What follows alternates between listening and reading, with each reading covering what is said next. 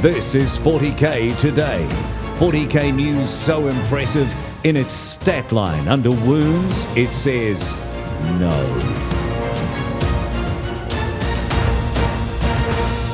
Welcome to 40K Today. We're going to spend the next 15 minutes or so covering what's going on all over the world in Warhammer 40,000. We have some amazing content lined up for you this show. You don't want to miss it. Today is July the 2nd, and my name is Paul Murphy. We have a poll question up on our Facebook right now asking, with the massive overhaul to Overwatch, is the fact that Tau still get to fire everything with no command point investment fair and balanced?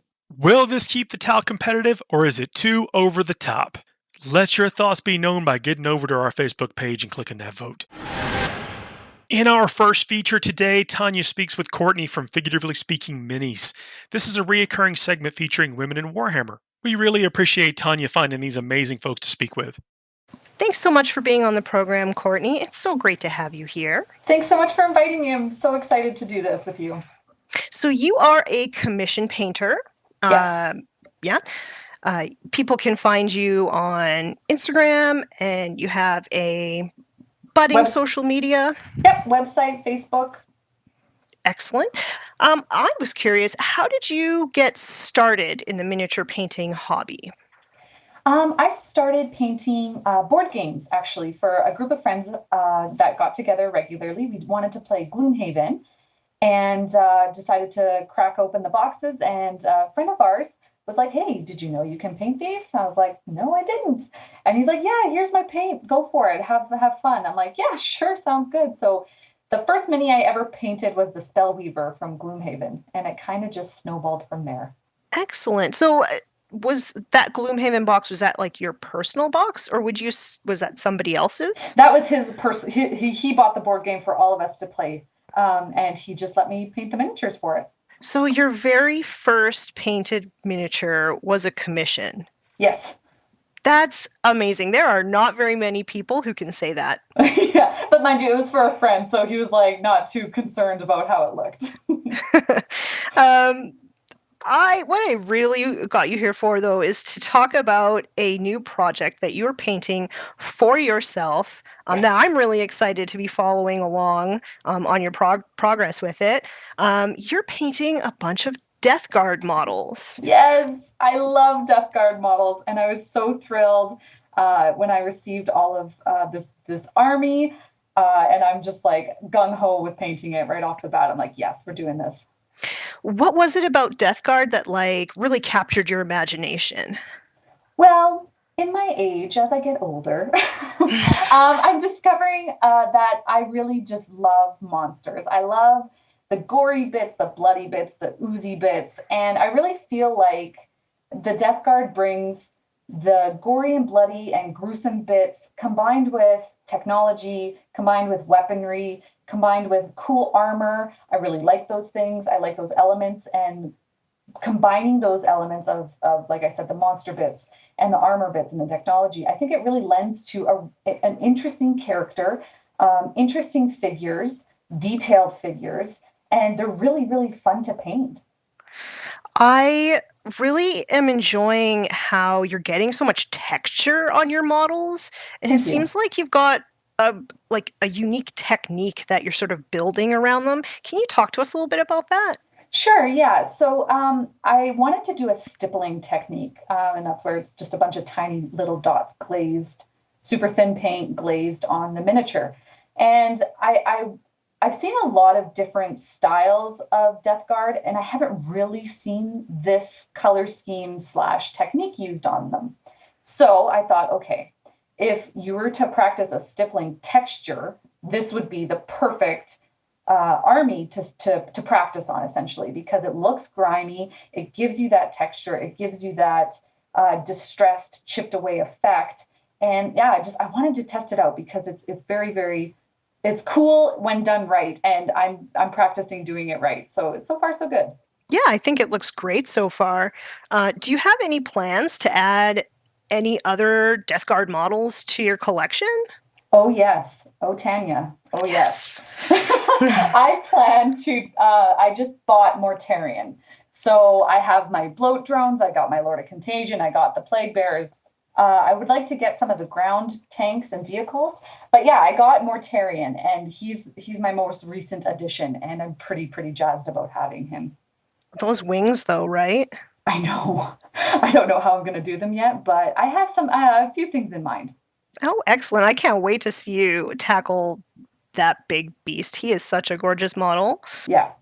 So the question that I really want to know is, would you ever consider playing me on TTS, just Tabletop Absolutely. Simulator? Yes. That would be so much fun. Right? I'm going to I saw your cheat sheets that you have for like calculating points and your strategic planning sheets, essentially, right? Yeah. So I was going to steal them from you, and I was going to create, probably not all of them and use them all at once, but probably just something, to learn easily and figure out the system a little bit better. But use your cheat sheets, and definitely, I would love. I'm so excited to play my Death Guard army. Like, I'm just thrilled. Excellent. I think that we should definitely do that. Maybe just like a little 500 or 1,000 point game to start, but I think that would be so That's what fun. I was thinking. I was thinking around 500 points to start, just for fun, and then let's like get into it. Let's just do it. Awesome. I'm so excited, and thank you so much for being on the program. My pleasure. Thanks so much for having me. Thanks a lot, Courtney and Tanya. Can't wait to hear more in the future. Today's episode of 40K Today is brought to you by Frontline Gaming. Frontline Gaming is a one-stop shop for all your Warhammer hobby needs, discounted products, American-made gaming mats and terrain, and a full line of miniatures painting service and daily hobby content. And this can all be found at frontlinegaming.org. In our next segment, JDM gets some insights from LVO Judge Salty John. Even if you don't know who he is, you may have seen a few of his hot memes. All right, joining me today is John Weiermuller, or better known as Salty John. How you doing, John? Welcome to the show. Thanks. Happy to be here.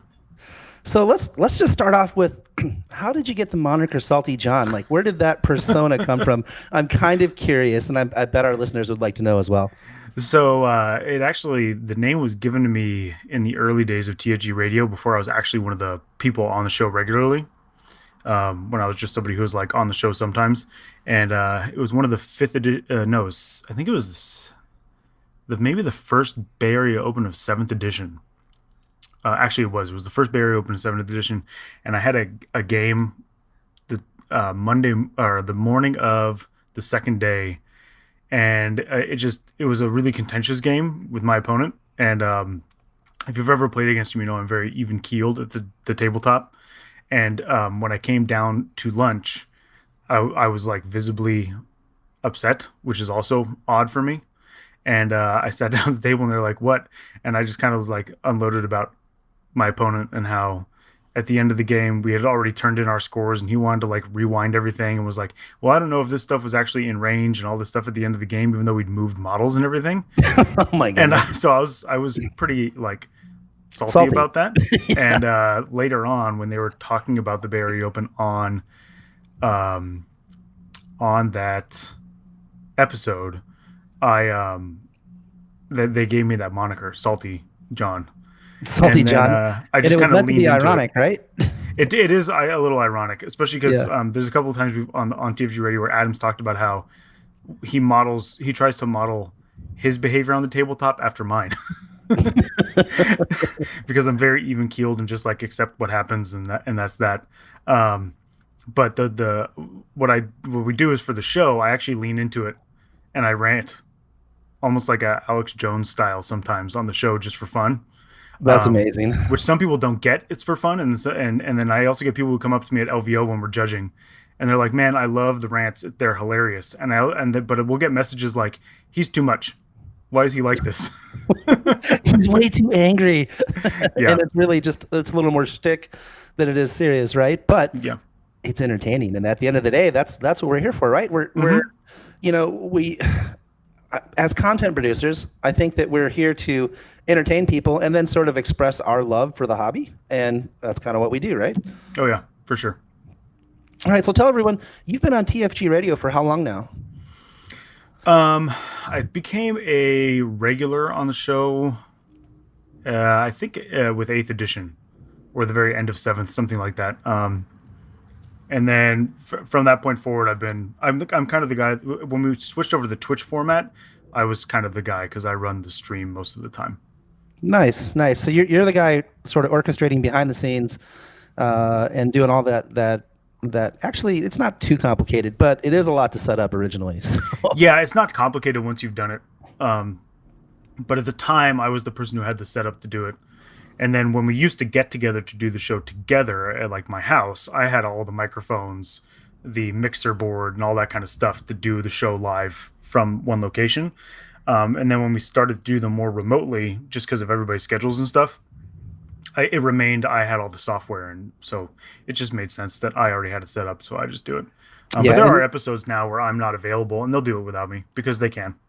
Absolutely. And I think that's something that's kind of important to point out. Behind every content collaboration, there's usually one person who's sort of the glue that keeps it together. It sounds like you might be the glue. So actually, Adam is the glue. Yeah, is he? Adam's definitely the glue. Adam is the one who's always like, all right, we have a show this week. And I'm like, oh, really? No, it's our week. I thought it was the other guys this week. I thought it was Focus Fire's week. Are you sure? Do we have to do this? That's amazing. So obviously the big news right now is 9th edition. How excited is everybody in your sphere about 9th edition? Like, we're pretty excited. You know, there's a lot coming out that we're looking forward to. We're going to do a Necron army as the podcast because all the models look so great. And all 4 of us were like, this is amazing. I want Necrons. And we were like, well, why don't we just do a TFG Radio army for Necrons? That's amazing. So we did a contest and we all painted a Necron and then a Lich Guard. And then we did a vote, and Danny Ruiz's like sand crons won. They're like sand colored, like bone colored.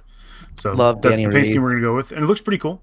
So I look forward to being able to get 3, I think, Indomitus boxes. Nice. So that I can have all the Space Marines I could ever want and all the Necrons for this army we could ever want from those boxes.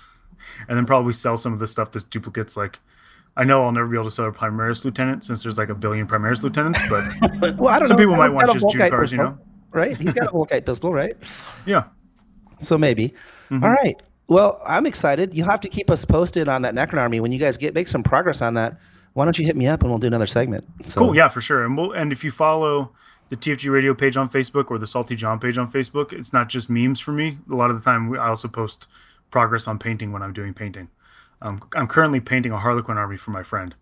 Very cool. Yeah. Well, we'll definitely put links in the show notes for every place where you can find John. I'm not even going to call you Salty John because you certainly haven't been that on this episode. So I appreciate that. And thank you so much for joining us. Yeah, it was my pleasure. I love your show. Thanks very much.